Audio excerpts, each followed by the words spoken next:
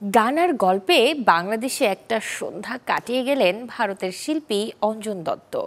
গতকাল রাজধানীর পূর্বাচলের ঢাকা এরিনা মাঠে অনুষ্ঠিত হয় Anjan Dutta Metropolis volume 2.0 concert. অ্যাসেন, জিরকোনিয়াম এবং আর্কলাইট ইভেন্টসের যৌথ এই আয়োজনে গান শোনানোর ফাঁকে অঞ্জন দত্ত বলেন, হয়তো এটি বাংলাদেশে তার শেষ কনসার্ট। কথা দিয়েছি তাই আমাকে আসতেই হয়েছে, তাই বসে বসে করছি, বুঝতে পারছেন ঠিক কি কারণ। অসুবিধা হচ্ছে না তো? খারাপ লাগছে না তো? ভালোবাসা, বাস্তবতা আর জীবনের প্রতিচ্ছবির এক অনন্য মিশেল অঞ্জন দত্ত, যিনি অভিনয়কে ছাপিয়ে সঙ্গীত শিল্পী আর সঙ্গীতকে ছাপিয়ে বাস্তবতার এক মূর্ত প্রতীক তার শ্রোতাদের সামনে। ভালোবাসার টানে ফিরে এসেছেন আবারও বাংলাদেশে এবং গাইলেন গান। চাকরিটা আমি পেয়ে গেছি বেলা সত্যি, আর মাত্র কয়েকটা মাস বাস। স্টার্টিং এ ওরা 1100 দেবে, 3 মাস পরে কনফার্ম। চুপ করে কেন ওরা কিছু বলছো না? এটা কি 2441139? অঞ্জন দত্তের গান আর জীবনবোধের প্রতি মানুষের ভালোবাসার বহিঃপ্রকাশ দেখা গেল পুরো মাঠ জুড়ে।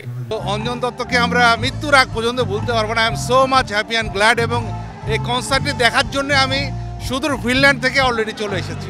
শুধুমাত্র গানে পছন্দ না, অঞ্জনদার ছবি পছন্দ, রঞ্জনা থেকে শুরু করে অঞ্জনদার অভিনয় পছন্দ। খুব ছোটবেলার স্মৃতিতে মনে আছে মহাপৃথিবীতে অঞ্জনদার অভিনয়, মৃণাল সেনের ছবিতে অঞ্জনদার অভিনয়। তো অঞ্জন দত্তের অনেক স্মৃতি আছে আমাদের শৈশবে, সেই কারণে আসা। আমি অনেক এক্সাইটেড। আমি কাকতাল এবং সানি ভাইয়ের অনেক বড় ফ্যান, সো তাদেরকেও দেখতে পাবো, এবং অঞ্জন দত্তের এটা আমার প্রথম লাইভ কনসার্ট হবে, সো আমি অনেক এক্সাইটেড। আমরা যখন ছোট, অঞ্জন দত্ত শিল্পীও তখন ছোট।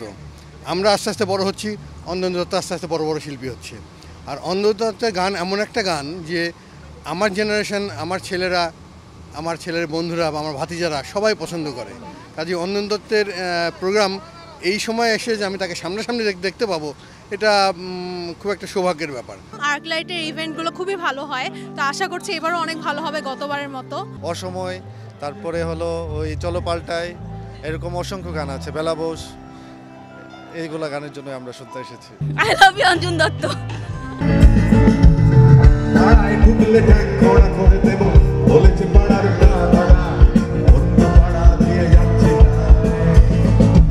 মাঝে মধ্যেই তিনি বাংলাদেশে আসেন এবং গিটারে সুর তোলেন, আর সেই সুরে আন্দোলিত হয় বাংলাদেশের শ্রোতারা।